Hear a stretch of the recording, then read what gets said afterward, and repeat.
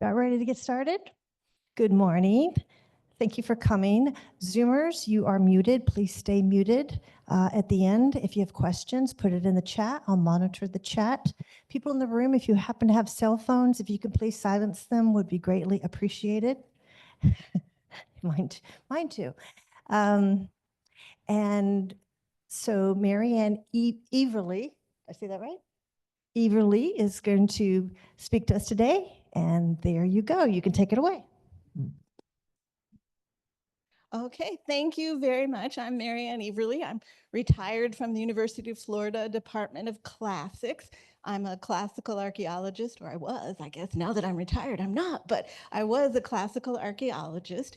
And today's lecture is part of a two-part series on Roman food. Last time we looked at what they ate and how they cooked it.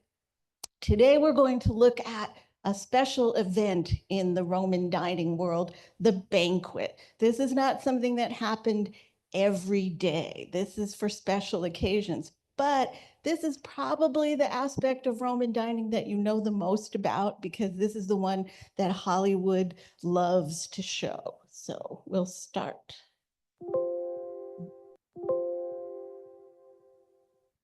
There, okay. All right, so when does the banquet occur? Well, it occurs in the evening after the baths. Romans would go to the bathing establishments in the afternoon around 4 o'clock. And this is like a health club, a spa. It had bathing, water of different temperatures, a swimming pool where you could paddle around, an exercise arena where you could work up a sweat.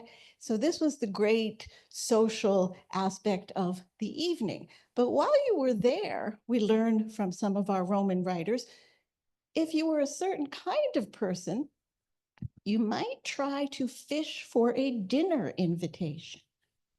So this is from Martial, who's a Roman writer who wrote satire. And of course, satire only works if it contains truth. So here we go. He talks about somebody named Monogenes. Whether you are in the hot room, so he means in the baths, the place where you really get hot, steam, or anywhere else in the bath building, there is no way to escape from Monogenes, although you may try with all your might. When you pick up your towel, which is dirtier than a child's bib, he will exclaim that it is whiter than snow. While you are combing your thin hair, he will say that you are styling Achilles' locks. He will praise everything. He will marvel at everything until finally, having endured his 1,000 tedious ploys, you say, "Come and have dinner with me." So this is the banquet or the convivium. You arrive after sunset, you wear nice clothes, you bring a change of clothing, and there's other etiquette. You have to enter on the right foot. Then your hands and feet are washed. And you think about it, washing of the feet is because it's pretty dirty out in the streets. We see Hollywood's version of Rome and its gleaming white marble. But in Pompeii, the streets were full of sewage and dirt and animal waste. So if you come in from the street, it's nice to have your feet washed. And we have a house in Pompeii where someone has written all kinds of prescriptions for how you should behave. And so archaeologists call it the house of the moralist. You know, what the Pompeians actually called it or who lived there, we really don't know. But in the house of the moralist, it says, "Let water wash your feet and a slave dry them. Cover the couch with a cloth. Take care of our covers." Now, okay, you're going to a house. What exactly is the Roman house like? Well, the houses that are best preserved for us are the townhouses from Pompeii. Okay, and also villas from the outlying area. But we're going to look at the townhouse. And the Roman townhouse is a house that looks rather unprepossessing from the street. You see this couple standing there staring, thinking, do we really want to go in there? That doesn't look too nice. But once you enter the threshold, it's a much larger and much more beautiful establishment than you might sense from the doorway. The Roman house is centered around an atrium, an open both the ceiling and then the floor has a basin to collect water. So an open light gathering area in the house, which also provides water for the household. There's also usually a garden in the back, and then around it are the various rooms, including the room where you dine. Now, for the formal banquet, you do not sit at the table, you recline. Okay, and this is a sarcophagus. It's Etruscan. The Etruscans were predecessors of the Romans in northern Italy, and the idea of reclining was both Etruscan and also a Greek idea, which they got from the Near East. So it's an aristocratic upper class way to eat. Your regular person sits at a table, and your aristocratic Roman would sit at a table when it wasn't a banquet. But for the banquet, you recline. And so you see this couple reclining on a couch. In the Greek world, men and women did not recline together, did not dine together. And the Greeks thought that the Etruscans were scandalous because they actually had banquets where their wives attended. Can you believe that? Well, the Romans also allowed men and women to recline together. So this gives you an idea of what one of these couches might be like. And you saw from the House of the Moralist, he said, cover the couches. This is what he's talking about. This is a couch. Now, the couch is called a kline, and the room where you dine can hold 3. So it's called the triclinium. So on this house plan, it is L on the house plan, or it might look like a 1, but they're all letters. So it's L on the house plan.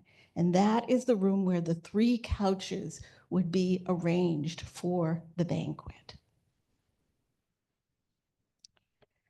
Now, when you go to a banquet, how you recline, that is where you are and what couch you are on, is part of your status. And so we need to look a little bit at Roman class structure. The basic distinction in the Roman world was, were you freeborn or not freeborn? In freeborn, there were 2 groups of people: the patricians, who are the hereditarily wealthy, and the plebeians, who are everybody else. Non-freeborn, we have the enslaved, and Roman slaves came from all over the ancient world, including Romans themselves. People could sell their children into slavery. If you had too many children, you could abandon one, and the slavers would come along and take the child. Any slave that was born of slaves would be enslaved. So it was a huge population, including people captured in war, and you know that the Romans were big on war. So there's a huge slave population. But there was also a mechanism in the Roman world that the enslaved could become free. And there are many different ways this could happen. You could have an owner who freed you in his will. You could be a slave that was so valuable to your owner that the owner wanted you to conduct business for them, and so they'd free you. Even though you were freed, you became part of the family.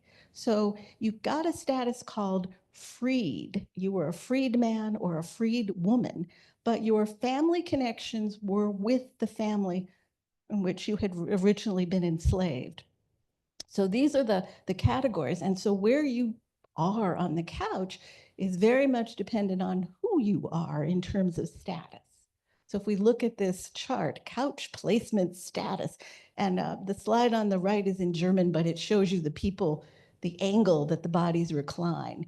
So the most important spot is on the couch called the medius, and it is medius 1. That is the spot called locus consular. So whoever is the highest status person at this banquet is going to be there. And the host is going to be at Imus 1. Okay, so those 2 will be kind of facing each other. And then everyone else is going to be distributed based on their status relative to everyone else. The slaves would be waiting on everybody. And then there's another function of Roman hospitality that seems a little strange to us. If you invite somebody to your house for a dinner party, not for a regular party, but a dinner party, you expect to know how many people you're going to have, right? You invite 6 people, you have the table set, you're ready for 6. Romans allowed that you could invite somebody else to your own, not your own dinner party. And that person would be called an umbra. And umbra is Latin for shadow.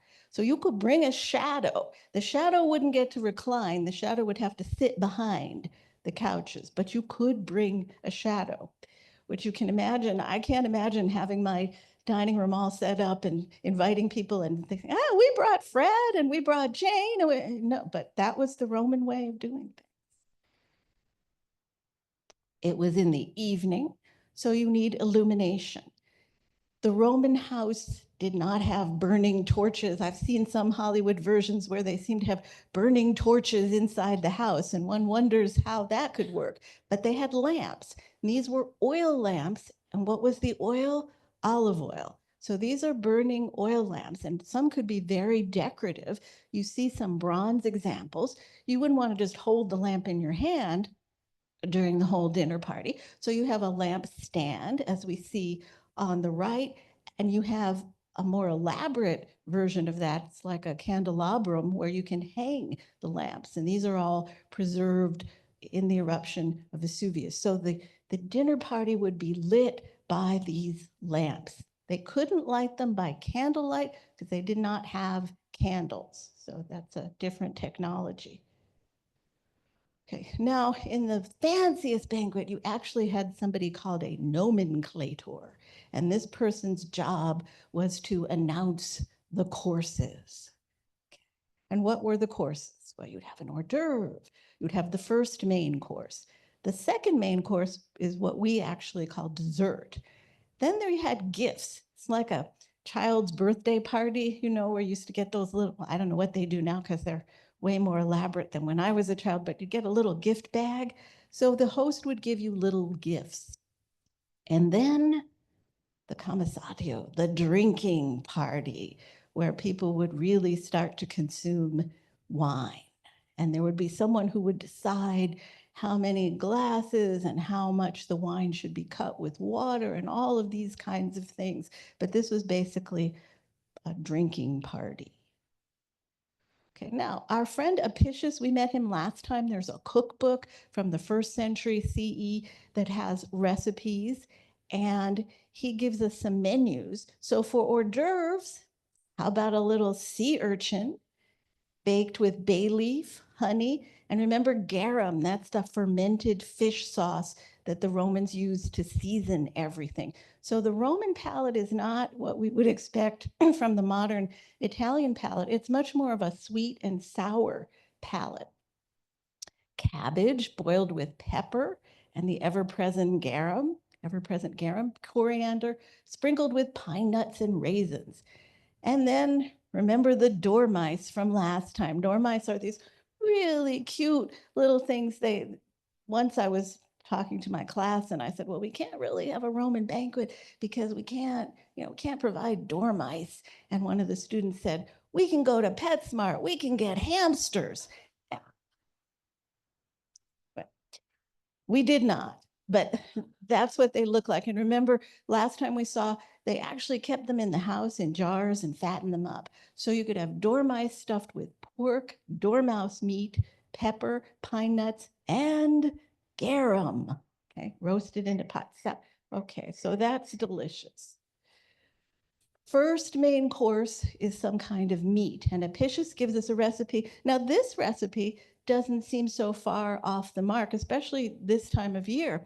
You have a ham. You boil it with figs and bay leaves. You remove the skin and make, look at this, crisscrossed incisions. I remember my mother making crisscross incisions in the ham, and I would get to put a clove in each incision, right? You fill it with honey, you make a pastry of flour and oil, you cover the ham, and you bake it. Now, you wouldn't bake it in your own home because they didn't have ovens in the home. You would have to take this to the bakery, to the baker, and have it put in the oven. So some things are not so far from what we're used to, and this dish at least doesn't have any garum in it. So now the second main course, you could have fresh fruit, wine, stuffed dates, and egg sponge with milk. What is that? That sounds like that might be okay. That sounds like it might be some kind of maybe pudding, tres leches. No, it's more like an omelet. So you mix the eggs with milk and olive oil. You put it in a pan and heat it. So this is like a fried egg. And then you pour honey and you sprinkle with pepper.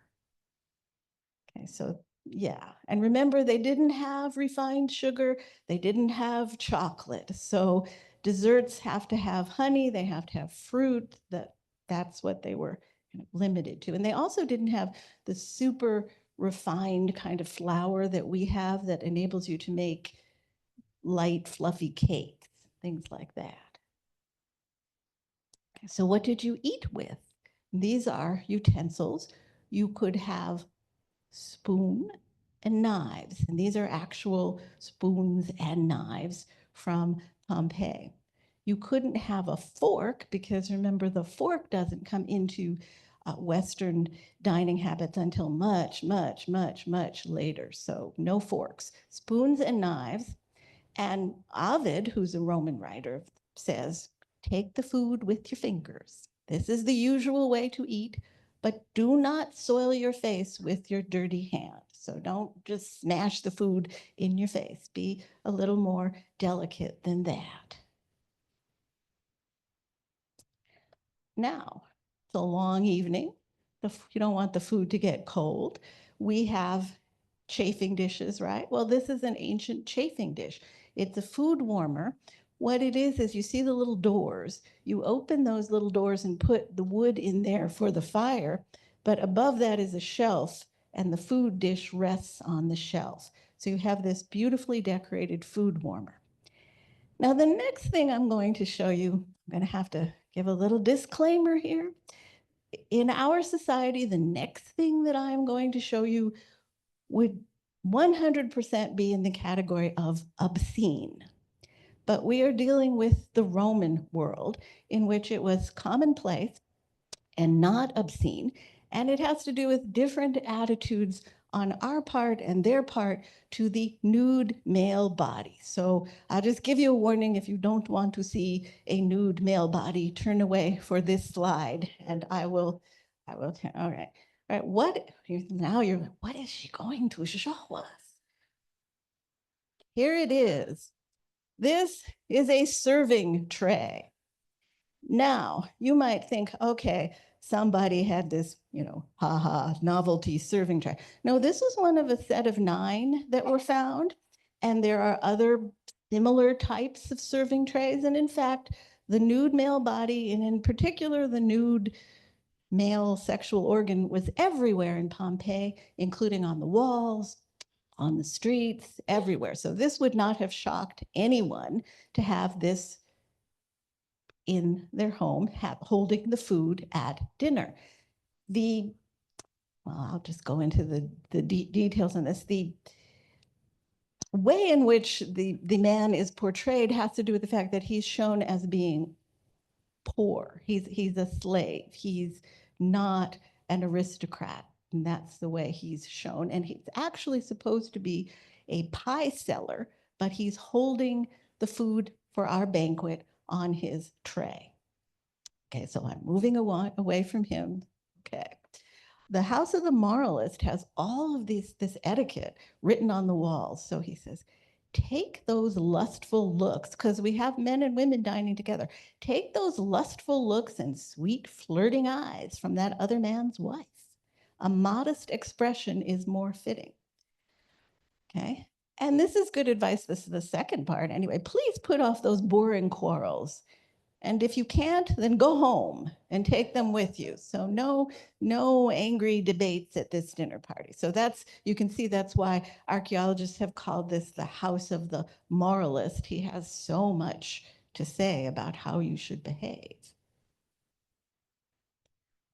Also, there was entertainment at the banquets. Now, this is not a Roman painting. This is a modern painting, showing people, playing instruments, dancing. That was the kind of thing you could have musicians. You could also, it wasn't legal, but some banquets you could have gladiators performing at your banquet. That was technically not legal, but if you were rich enough, you could get away with what you wanted to do. It's interesting, I show you this, it's a drawing, it's not a painting of a banquet from Pompeii, because in fact, we don't have images of people eating from Pompeii. So I'll show you, we have images of people drinking, but we don't have images of people eating. We have images of the food. Remember, we saw them last time, all those pictures of the kinds of food you could have, but we don't actually have pictures of people eating. So this is a modern reconstruction, but it gives you an idea. Everyone's reclining. There's a table in the center with the food. They're reaching delicately, we hope, so that they don't get food all over themselves. And these people are entertaining. Musicians, acrobats, illegal gladiators, all these kinds of things would be the entertainment at the party. We have graffiti, and you might say, graffiti from where? From actually inside people's houses. Roman houses had plaster walls inside. Roman walls outside were plastered. Romans, when they wrote business records, when they did any of their daily writing, used a wax tablet. They didn't use scrolls. Scrolls are for literature, but for everyday writing, you used a wax tablet, and you needed a sharpened implement called a stylus to scratch in the wax. And apparently, it was just irresistible when you carried this around to not say something on a wall. So this is like, I guess, what would you call it? Instagram, TikTok, whatever. This is the Roman version of that. You write something on the wall and somebody else might answer what you wrote on the wall. But here's some graffiti about a banquet. This guy says, "I'll get comfy. I'm going to sing." And somebody else writes, "Yes, you go for it." On the other hand, Martial, our Roman writer, says, "The best banquets are those without singing." So different opinions. I know that if I were singing, they would not tell me to go for it. Now, at some point in the banquet, there is a moment where you are asked to reflect on the fact that this moment of joy, this fun that you were having, is temporary, and that everything ends, and that you are mortal. And so they bring out a skeleton, not an actual person skeleton, but a skeleton made out of, in one version we read a silver skeleton, but a skeleton brought out. The skeleton is called the larva convivialis, and this skeleton is basically for you to take a moment to pause and say, okay, life is brief. This is good. This moment that we are having now, this banquet, this being with friends, this is good. This is a mosaic that you see on the right on the floor of a triclinium. So this floor reminds you that you are mortal. It's a skeleton, and he's holding drinking vessels. Okay, so he's saying, I used to drink too, but now I'm dead, so you should enjoy drinking.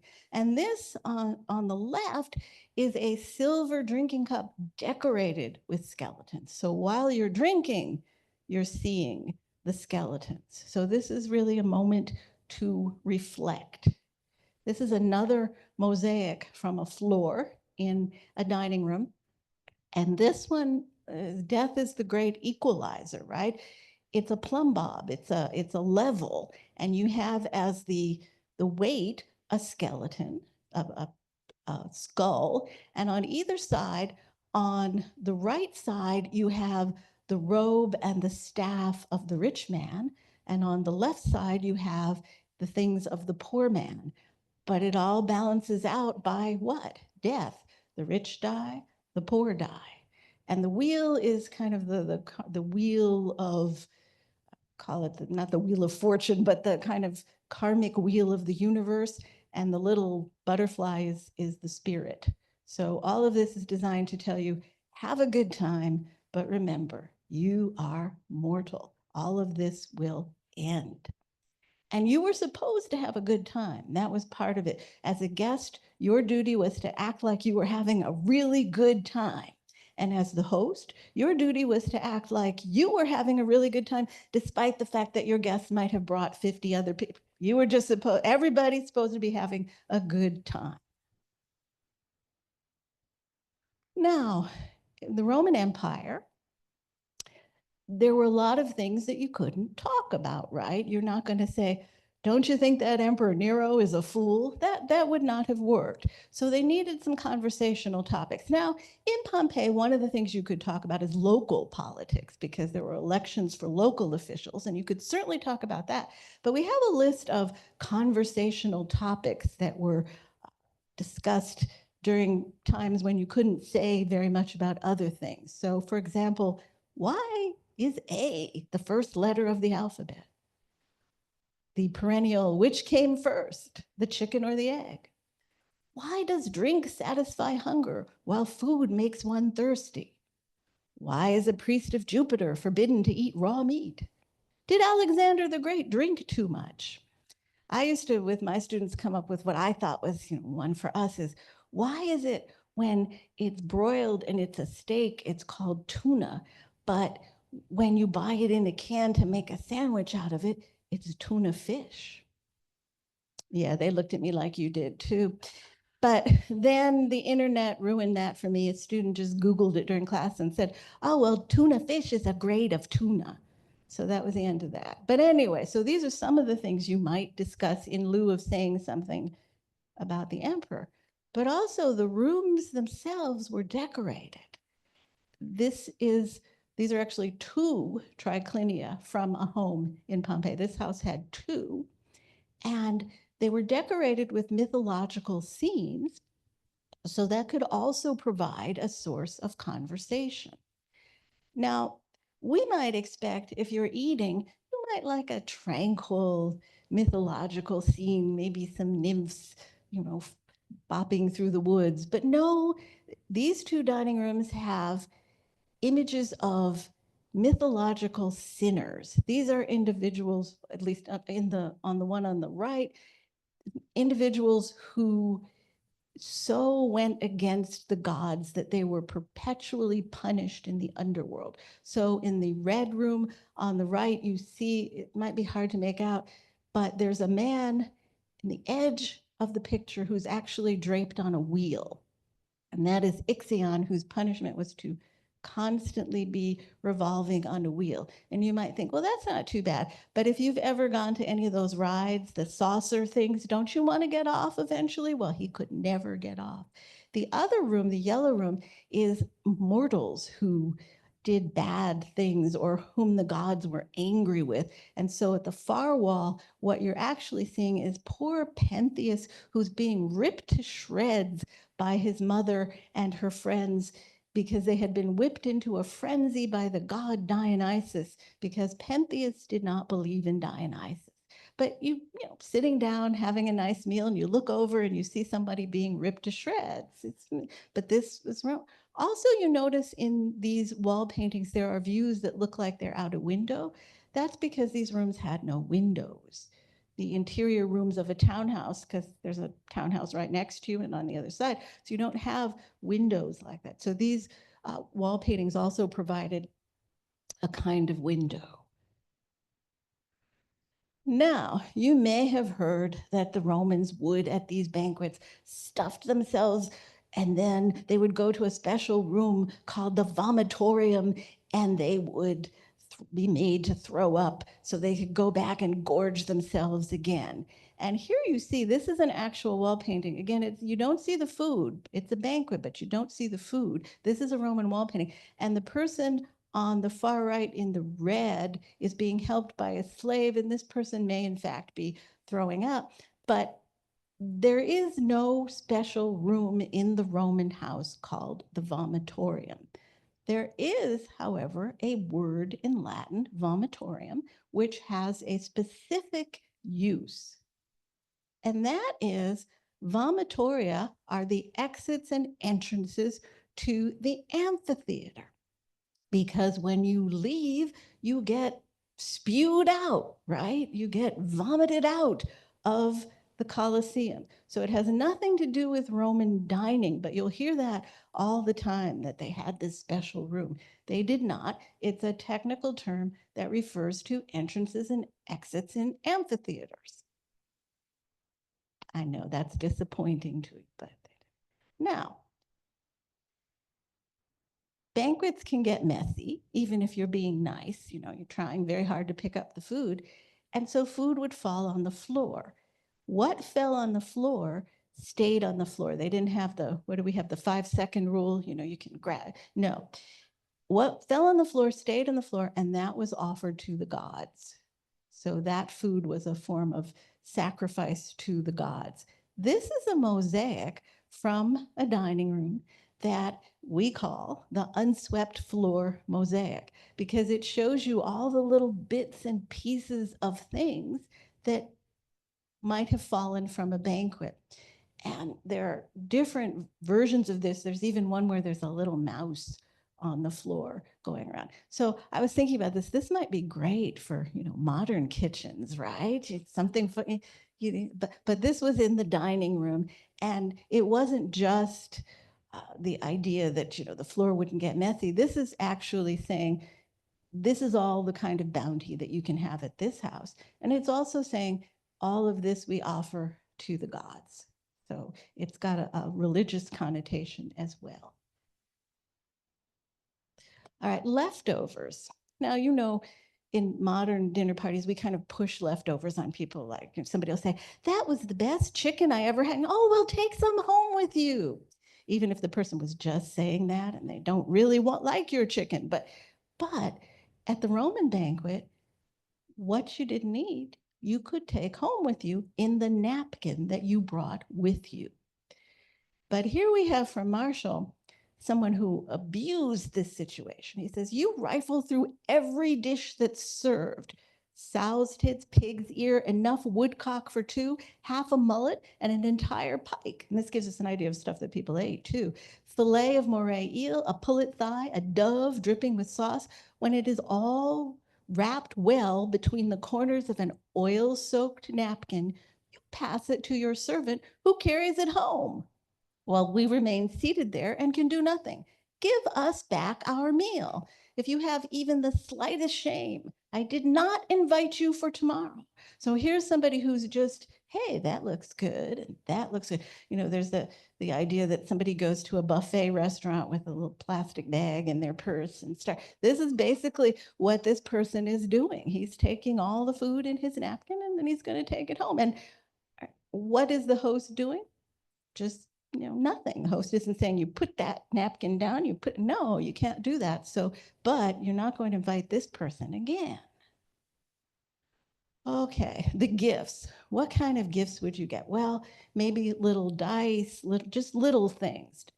Could be more elaborate, little piece of jewelry, a little something, depending on the host. So there's that part where the gifts are given out, but then we get to the drinking party. And this is where people really drink quite a bit.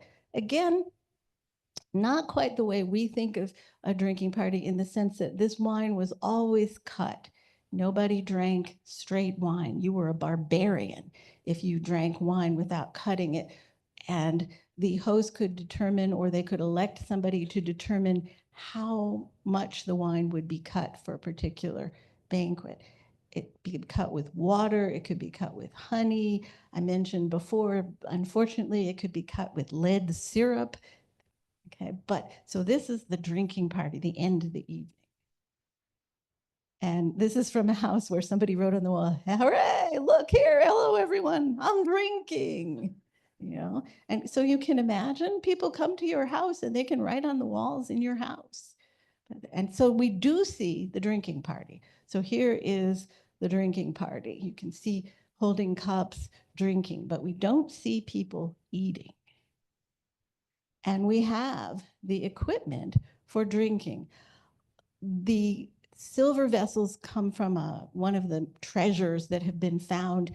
People didn't, the eruption of Vesuvius Hollywood often makes it seem like people were standing there and they looked up and they were frozen by the eruption and they were dead. But there were lots of warnings that something was wrong with the volcano for a few days. And so a lot of people left. And some people thought, okay, I can't take all my stuff with me. I just need to get out of here, but I will bury all my good silver by the third tree in the garden. And then when I come back, I can dig it up. Well, for various reasons, they didn't come back. And the third tree in the garden you'd never find again.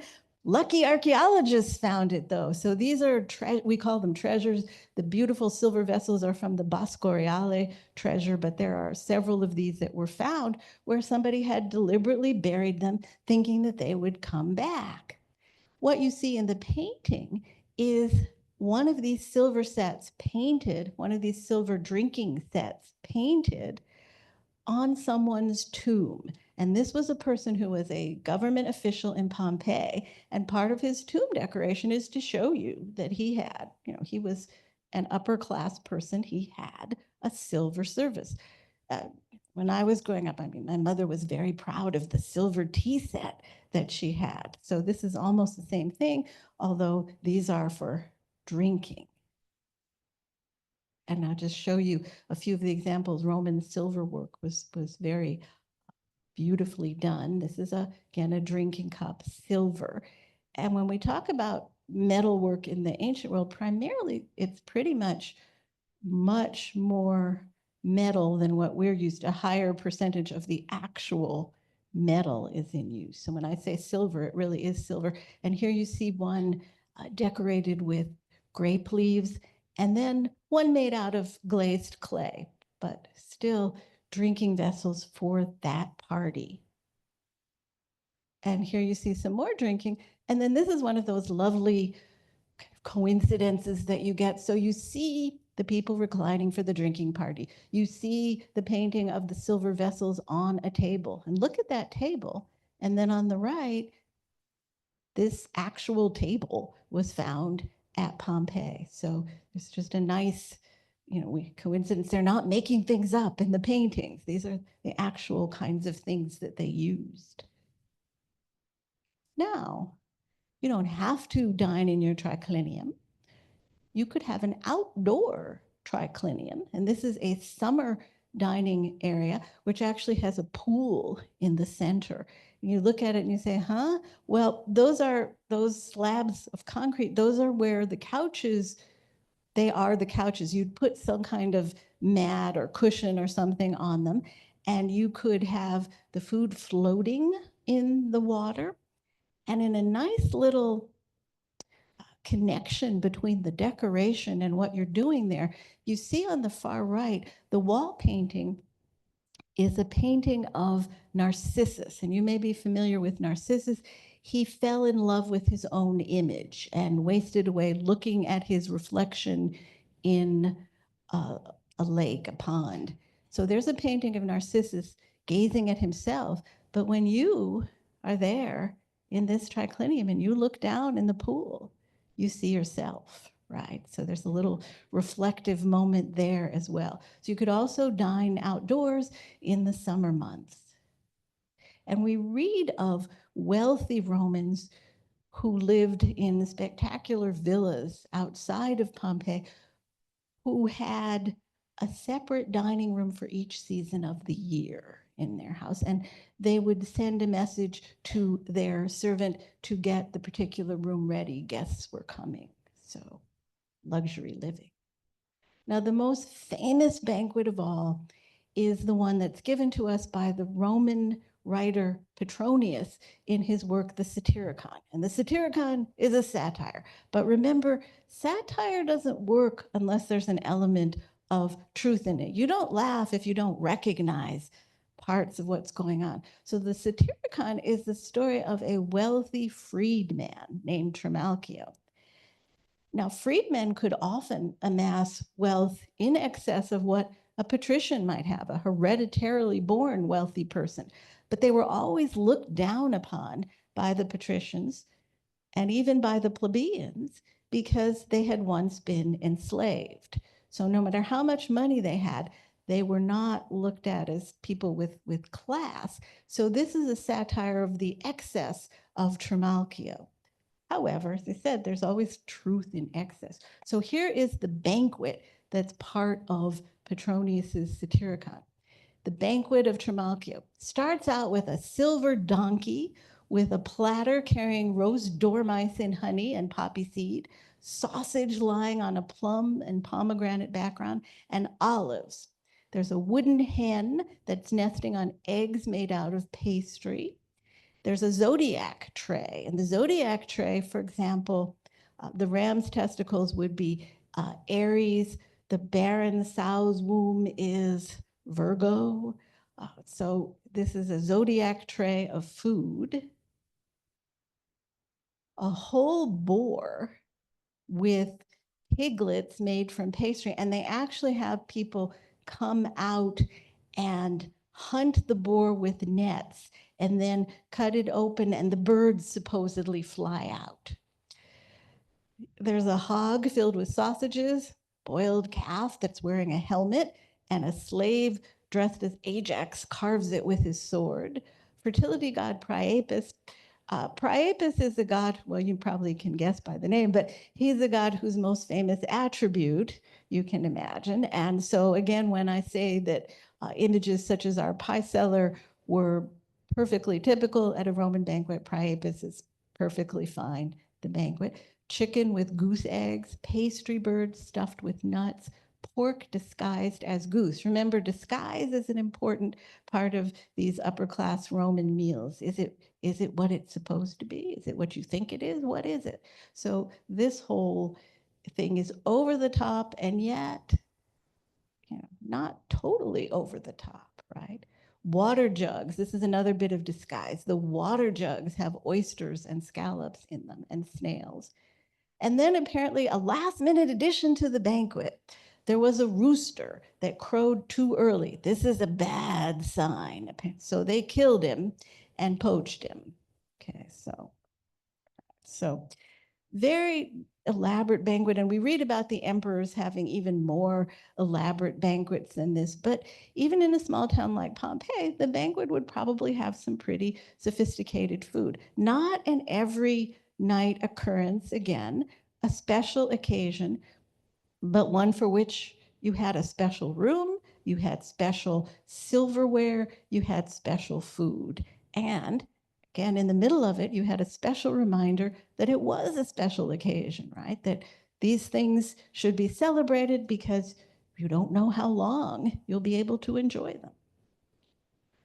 I have some books, they look kind of old, but they're very good. And if you want to recreate some of these things, I see a lot of enthusiasm for some of these dishes, but if you were to want to recreate some of these things, these are books that might help you. And then this is something I found on the internet. It says, what I like, it says baked dormice or chicken substitute. I'm wondering how many people are going to stick with the dormice. But anyway, it gives you a sense of Roman flavors. Again, a sweet and salty palate as opposed to the modern Italian palate. So that's Roman food and the Roman banquet, and I'm happy to take questions. Thank you.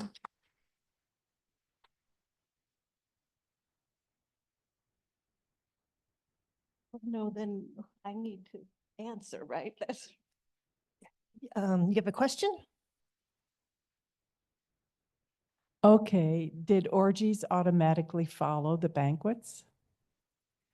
I mean, sometimes there were orgies. We have to be, Mary Beard, who's a classic scholar, has warned us that we have to be careful about reading some of the stuff that they say about the emperors because a lot of it is designed to be slanderous and you get the same themes over and over again with an emperor that's being slandered. So, but there was no reason that you couldn't have an orgy. I mean, there were. Yeah, I mean, who knows? Because the Roman bedroom was not not necessarily the most comfortable place either. So, but people were people. So you can see that the House of the Moralists, he says, don't look at that man's wife like that. So, and for the upper class men, adultery was something you did with another man's wife, but everybody else was fair game. For women, adultery was sleeping with anyone other than your husband. So there's kind of a double standard, but you know, yeah, so there probably would have been some fun times at these banquets, yes. But there wasn't the orgy room. Anyone else? Any other questions? Let me check Zoom. Nobody on Zoom. No other questions for Mary Ann? Well, I'd just like to make a comment, and that is I'd like to thank Mary Ann for two really terrific lectures. She has, I think you'll agree, a wonderful knack of making the Romans come alive, whether she's using, as she always is, literature, art, and particularly the material remains from Pompeii. What a wonderful resource Pompeii is to allow us to recreate life in a way that otherwise we wouldn't know. So thank you, Mary Ann. Oh, thank you.